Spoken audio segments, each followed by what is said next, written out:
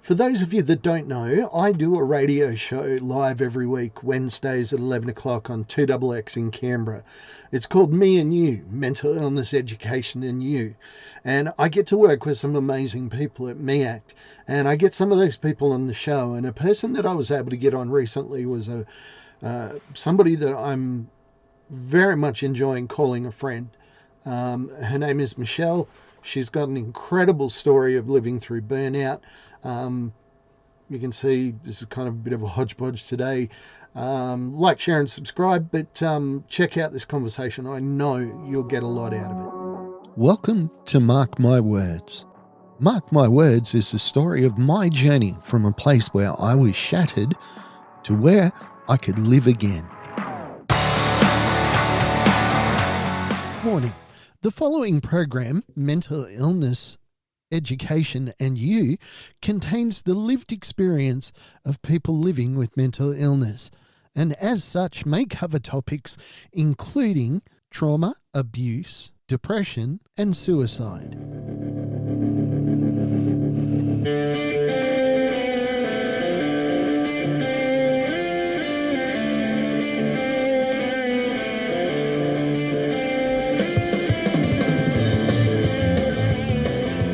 It is my absolute joy to welcome a friend of ours that worked with us at the MEACT, Mental Illness Education ACT.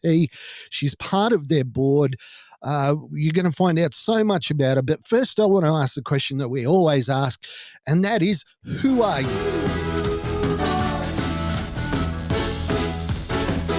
I am Michelle. I am 35 years old, and I have been living with depression and anxiety diagnosed for the past 5 years, but likely had both of those for an extended period of my life. And most recently have a diagnosis of autism and ADHD, which I am now learning that significantly contributed to my mental health challenges and experiencing burnout following prolonged stress at work. On a personal level, I work in construction. I have recently moved to Brisbane from Canberra, but I'm still maintaining my connection with MEACT through my position on the board, which has been beneficial, but I miss participating as a volunteer educator and doing talks with different people and impacting the community in a positive way. Now, one of the things that you kind of slipped into your CV there and kind of just brushed past, there's a lot there. But I remember sitting there listening to you tell your story about being in construction. Mhm. And when you first mentioned it in that story, I didn't really think anything of it because I'm a man, the construction, I built houses when I was younger. It's just kind of, it's construction. But as a woman in construction, Yeah. you face challenges that mere men could not possibly. And it might sound like I'm pandering there, but I don't mean to, because when I heard your story, I was absolutely horrified just because of how true it rang out for me. Yeah. So, construction. Yep. How and why did you choose to get into that field? Following year 12, I went straight to university and did a degree in architecture. But at the end of that degree, I thought to myself, I'm not going to be a good architect. So decided to pivot because I like the idea of building something. I like the tangible outcome. I like being able to see progress. And construction is one of the best, I guess, industries to be in to see that. So I thought, well, my very structured and routine and process driven mind is probably better for project management. And so I started at the very bottom as a receptionist at a project management company for clients, and have just progressed since then, and now senior associate and running multiple projects, hundreds of millions of dollars, and just loving it, really. Now, pivoting a tiny little bit there, this sounds like the ultimate success story. People might be listening to this going, wow, a woman that's made it in a male dominated field must be a superwoman. It's never had a problem in their life. But as you mentioned, you've lived with, I mean, you've only recently been diagnosed with autism, but that's not something that just starts No, when you're that's 30 years lifelong. old. That's lifelong. So tell us about that part of the journey. Um, in terms of being diagnosed with autism and ADHD, Well, and just in working in that in environment, because yeah, we got a lot of people listening that are like, they'll be like you. They'll be hoping that one day they could be a success in some industry, yeah, but they might see a diagnosis as something that would stop them being able to get there. yeah. What I've found is working in this industry has really played to my strengths. Being very detailed orientated and attention to detail when I'm reading drawings and specifications, and my need for everything to be consistent and aligned means that I'm very thorough in all my reviews of documentation. Um, Also, as being autistic, that very black and white thinking. So I'm administering contracts on behalf of clients or playing the middleman between two parties. So being able to have a very objective view of the contract with some grey area, which I've learnt over my years of experience, but I'm very much, well, this is the facts, this is the logical outcome, this is that, and many people can't argue with that. Yeah. And so it avoids the emotion Yeah. within which, when it's a high pressure environment and there's money and jobs and stuff on the line, emotions can be dominant in many discussions. So I've been able to address things very objectively. I think from now I'm aware of it with my ADHD and autism, uh, particularly females learn to mask a lot of their, I guess, quirks or differences to others. And so from a very early age, I've learnt to adapt to the environment that I'm in and somewhat mimic the behavior in order to not stand out. So that allows that, I guess, it wasn't a skill I was trying to learn, but it was just a result of having autism and ADHD, is that I could walk into a client's office and run meetings and do talks to stakeholders. I can also be very comfortable on a construction site talking to a subcontractor, and anyone in between. So I end up, and plus I smile a lot. So when I'm on a construction site, I just smile at everyone, and everyone's happy for me to be there. So I think the biggest challenge is sometimes that need to prove yourself. And being a female in construction, you don't want to indicate that you may be finding it difficult or challenging or that you're struggling.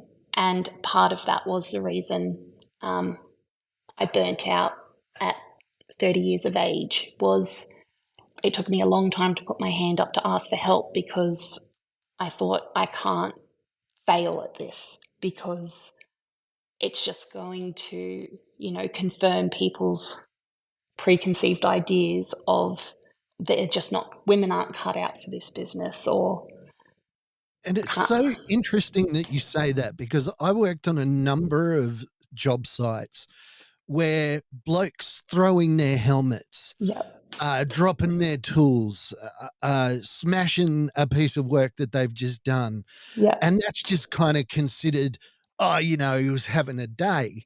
yep. But if you were to do that, you would be seen very, very differently. Yes.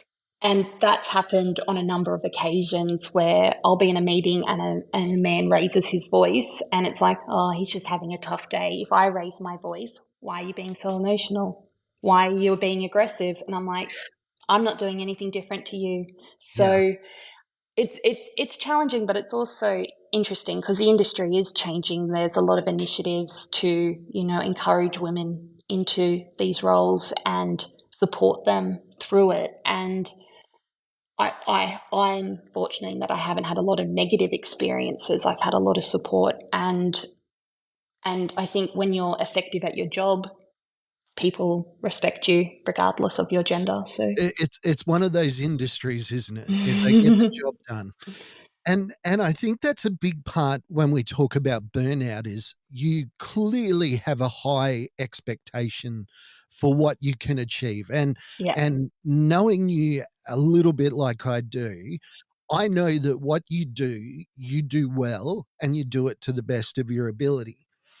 But when you're facing these struggles, which you have, when it came to the time that you burnt out, most people would assume that your time in a particular industry would be done. So I Mm. burnt out, I can't do it anymore, that's it. However, you've been able to rebuild and maintain. Do you mind sharing with us a little bit about that journey? Yeah. So I burnt out, and it took people around me to raise the issue further after unsuccessful discussions within my workplace at the time. And I ended up having 9 months where I didn't work full time. For 4 months of that was off work completely, and then 5 months as a slow uh, recovery and slow return to work, facilitated by work rehab people.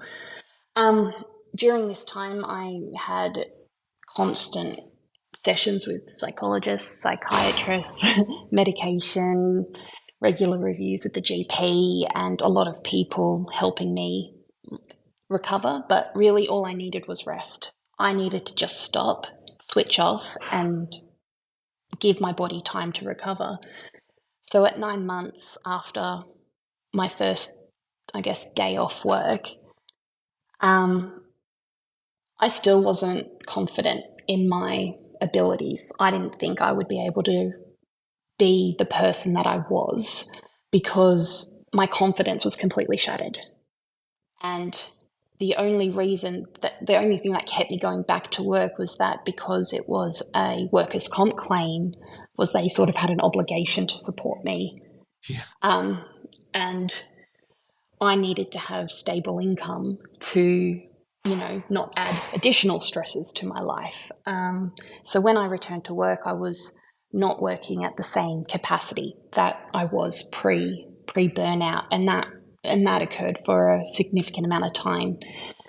Um, I still wasn't happy in the office environment, but I sort of saw it as a that I was lucky in that I had that stability.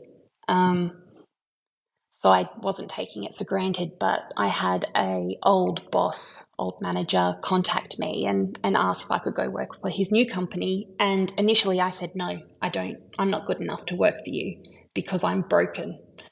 And I could remember thinking about that a lot. And we caught up a few times for coffee, and he kept asking me, like, whenever you're ready, we'll support you. Like, we know what's happened. We want you with us.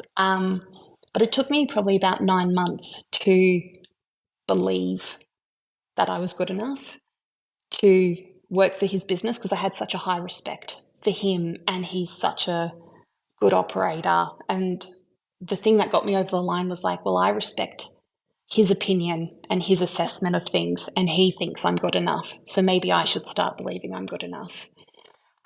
So I made the jump. I started working a 9-day fortnight, which gives me an extra day to, I guess, address my my own well-being needs and not put additional stress on myself. But it took me then 2 years of working at this new company with support to get to a point that I felt like I was a better version of my previous self before burnout. So, all in all, it was probably 5 years. So here you are, you're still working in that cutthroat profession, and yet you're so willing to tell your story. Yeah. Why is that something that you're happy to do?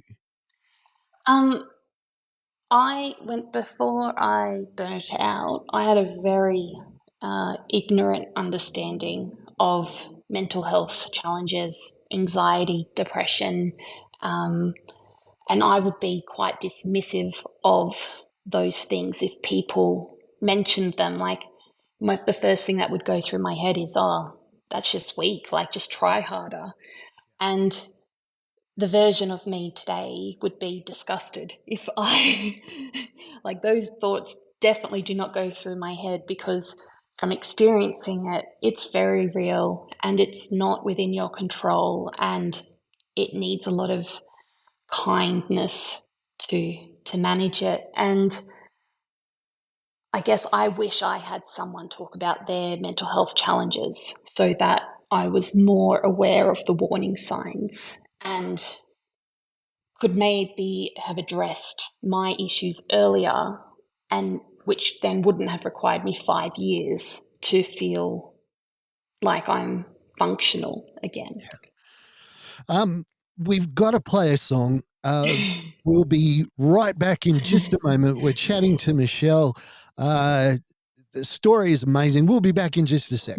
Okay, welcome back to Mental Illness Education and You. I am chatting to Michelle, a person whose story is one that the first time I heard her, I was floored.